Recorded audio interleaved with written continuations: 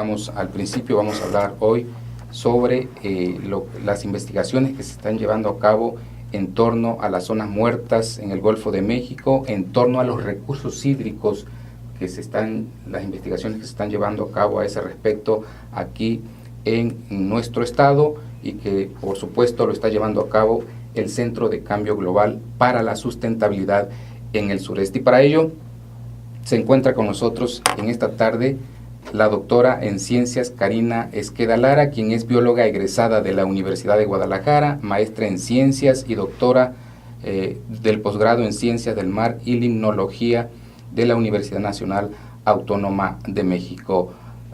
Doctora Karina Esqueda Lara, bienvenida a Dimensión Daya. Muchas gracias, muy buenas tardes. Gracias a usted por estar con nosotros, por tener el tiempo para con nosotros, muy amable.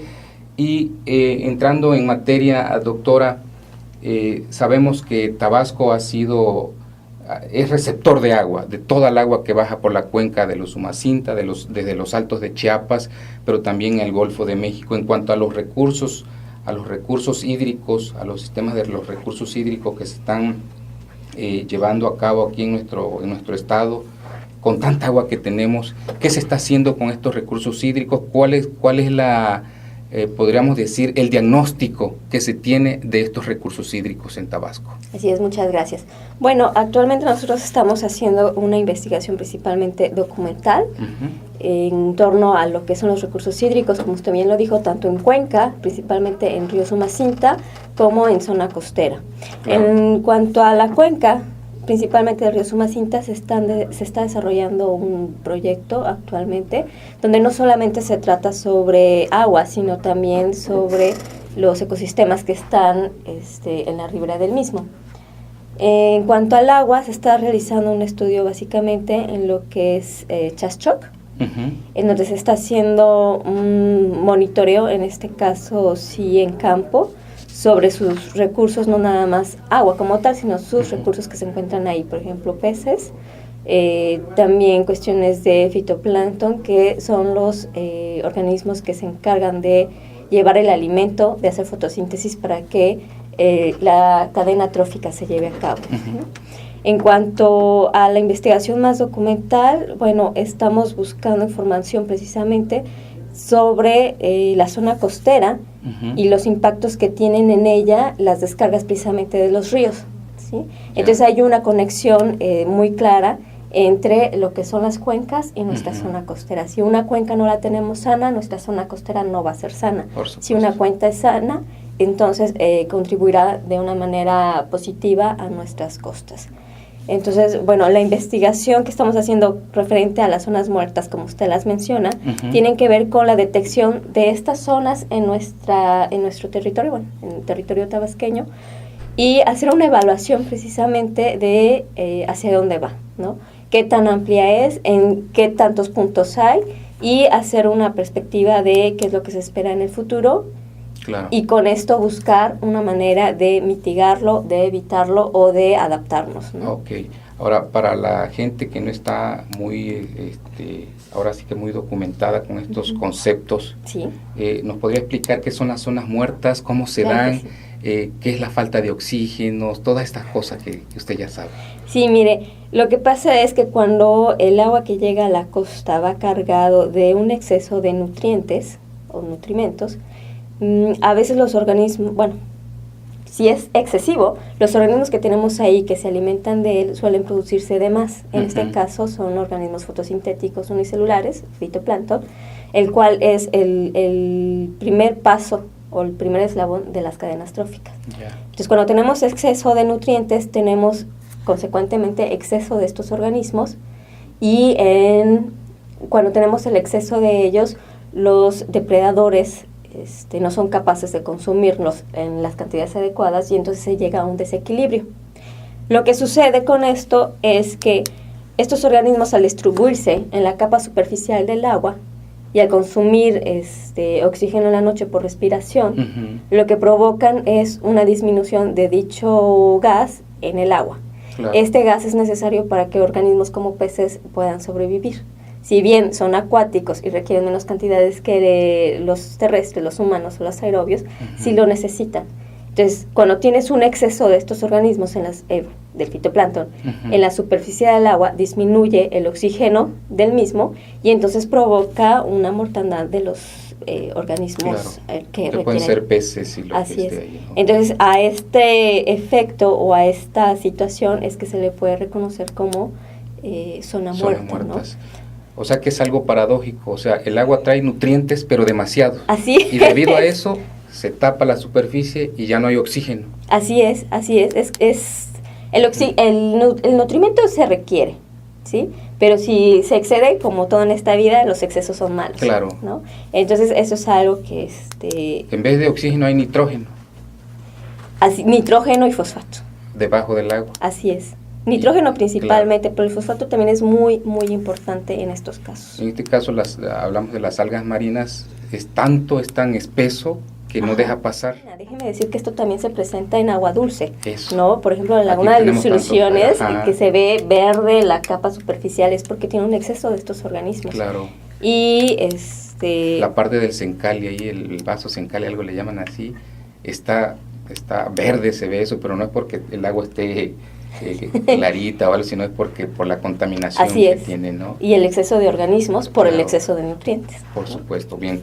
Ahora, doctora, Está bien. En cuanto a los recursos hídricos de Tabasco, ¿cómo las investigaciones que ustedes están realizando, cuál es el camino que se está siguiendo para poder llegar a una cultura del agua, saber utilizar estos recursos tan abundantes que tenemos nosotros aquí en Tabasco? No entiendo muy bien. ¿Cómo podríamos reutilizarlos de mejor manera? O sea, aprovechar la abundancia de agua que tenemos. No, pues principalmente es cuidar no contaminarla, ¿no? Y la contaminación no es una sola. Tenemos contaminación por basura, que es la típica de la población, por ejemplo, los plásticos, la ropa, todos los desechos de los hogares como tal. Pero también tenemos la contaminación por ejemplo, descarga de aguas negras, también por los fertilizantes utilizados en campo, que con la lluvia llegan al agua, y bueno, la industria sobre todo, ¿no? Entonces una manera de poder mitigar esto, pues es buscando la parte política para controlar los desechos y la conciencia de la población, claro. ¿No? La conciencia de la población yo creo que es básica.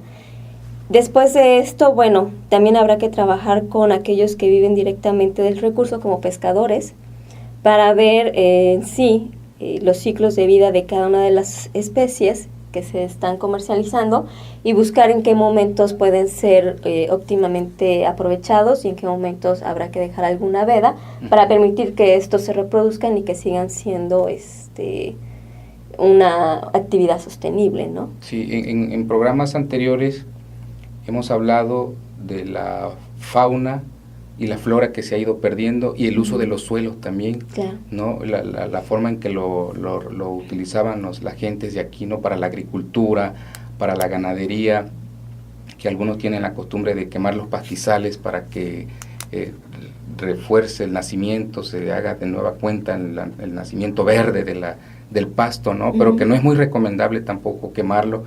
Entonces, de toda esa agua que cae en Tabasco también ha originado males en las cuencas de los ríos. ¿Cómo se puede de alguna manera ir recuperando? ¿Hay alguna manera que se pueda recuperar la pérdida del deslave, por ejemplo, en los ríos? Sí, así es. Por ejemplo, en estos terrenos donde se utilizó la agricultura y que ahora están afectados, claro. Y que se da mucho la erosión por la lluvia, ¿no? Que al final de cuentas llega y se lleva la tierra y estas caen en el río. Una manera, yo creo que la principal que podemos llevar a cabo para evitarlo es reforestando.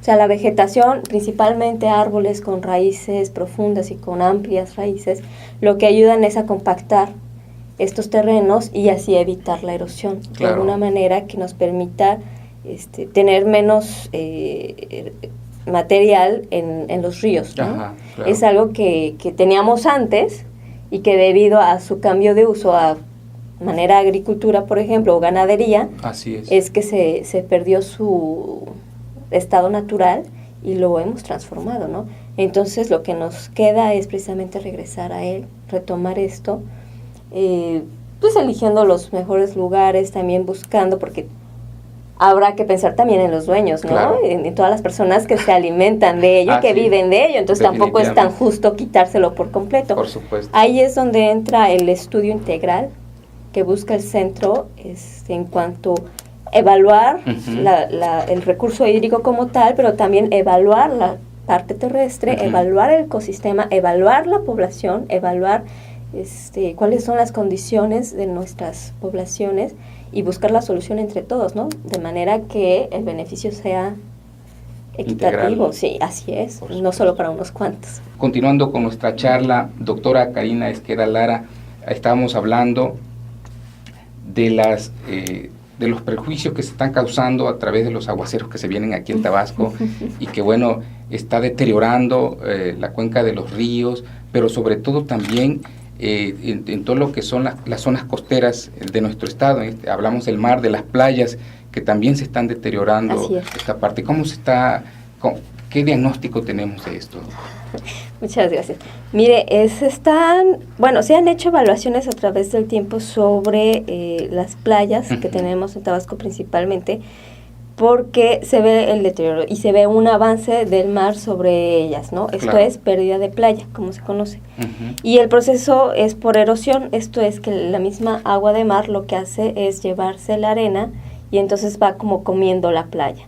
De tal manera de que puede llegar incluso a zonas habitables, donde se ven ya las casas tumbadas, los faros, o incluso que llega a poblaciones de manglar, ¿no? Claro. Entonces, esta es una problemática muy fuerte que se ve en Tabasco, que no es única de la región, sino que es uno de los lugares que refleja el cambio climático que se lleva a nivel global, ¿no? Claro. Entonces, es un problema importantísimo y muy grave en esta zona que hay que buscar una manera, si no de solucionar, quizás sí de mitigar y sí que nos permita tener tiempo suficiente para buscar una solución en cuanto a las poblaciones más afectadas, ¿no? Yo creo que este es el punto, ya que, solucionarlo sería como lo ideal, pero estamos conscientes de que tendría que ser una solución internacional, ¿no? Es un evento mundial y lo que nos corresponde a nosotros es ver cómo apoyar a nuestra población y qué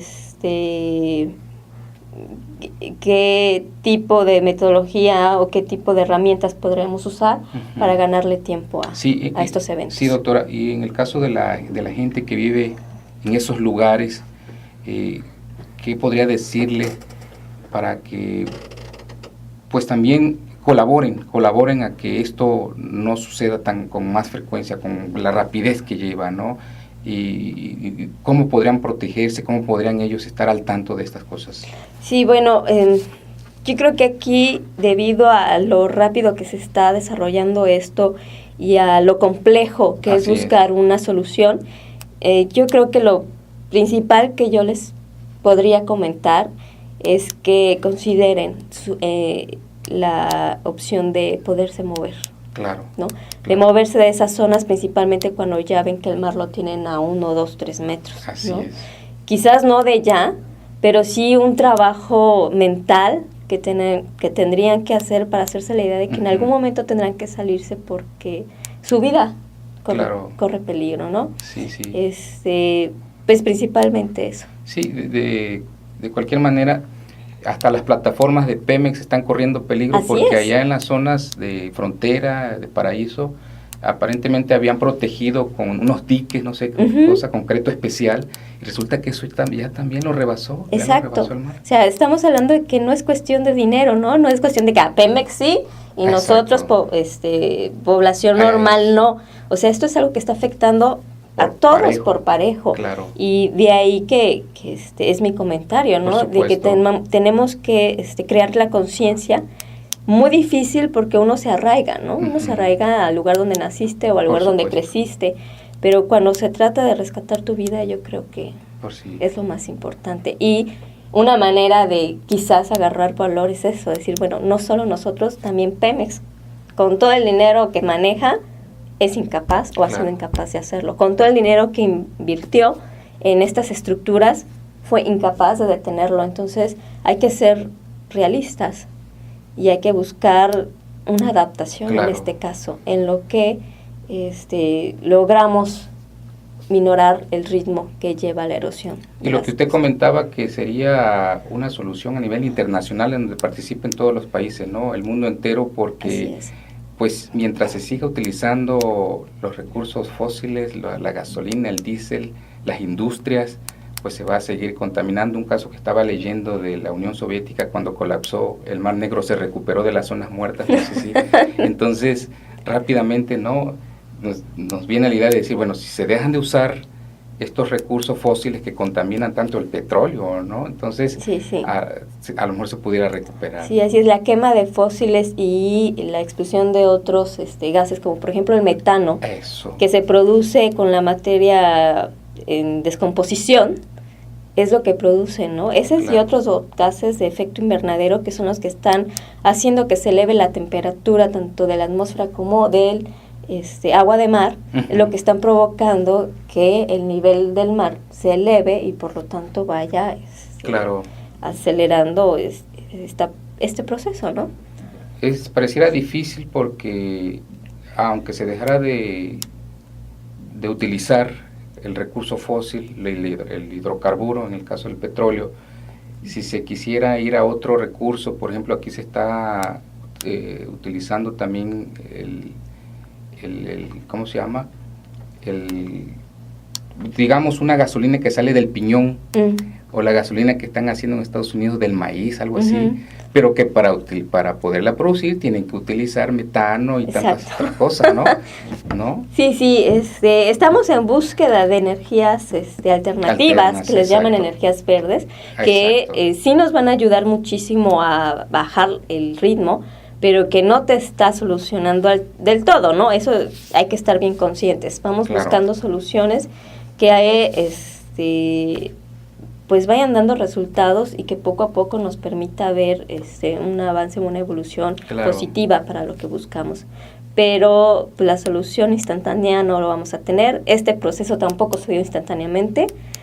Principalmente la revolución industrial tuvo mucho que ver con esto y estamos hablando de varias decenas de años, ¿no? No estamos hablando de meses. Entonces la problemática es grave y bueno, aquí a nivel internacional hay el interés de buscar soluciones, hay incluso propuestas y hay países que ya están entrándole con todo, ¿no? Por supuesto. Sin embargo, bueno, a lo que corresponde Tabasco, hay que buscar adaptaciones. En ese aspecto, doctora, sabemos que las investigaciones que el Centro de Cambio Global para la Sustentabilidad en el sureste, las investigaciones que hace precisamente para que los gobiernos hagan una mejor toma de decisiones. ¿Cuál sería el consejo o el llamado a las autoridades para que tomen en cuenta todas estas cosas que ustedes están dando a la luz a través de sus investigaciones? Bueno, yo creo que lo principal, el primer paso para esto es que se interesen por conocer del tema, que se interesen un poquito más en lo que es la biología, los ecosistemas y todo esto que es lo más afectado, ¿no? Porque también se entiende que en cuestión de política, bueno, habrá que ver también los manejos de ellos y sus relaciones con otros países, con otros estados, en la república como tal, pero yo creo que si se detienen un poquito y leen los informes, que seguramente estos no son los primeros, o sea, a nivel nacional e internacional hay muchísimos informes de cómo están afectados los ecosistemas, sería un gran paso. Primero, leer, interesarse por entender. Si no se entiende porque son términos muy técnicos, muy especializados, buscar quizás una asesoría de más confianza que les permita tener la noción y de esta manera comenzar a considerarlos en su toma de decisiones. Definitivamente yo creo que los políticos siempre están rodeados de asesores, ¿no? Tienen que asesorar. Si algo no entiende, tienen que asesorar. Exacto. Y no ser indiferente a la problemática. Y estos asesores tienen, creo yo, más responsabilidad de hacerles entender, ¿no? El político no es todólogo, no tiene por qué serlo. Pero entonces son los asesores los que deben de tener una conciencia para y la habilidad, por supuesto, de apoyarlos para entender lo que se está decidiendo. Definitivamente. Pues ahí tienen ustedes, amables radioescuchas y ciberescuchas, son las investigaciones que se están realizando a través del Centro del Cambio Global para la Sustentabilidad en el sureste.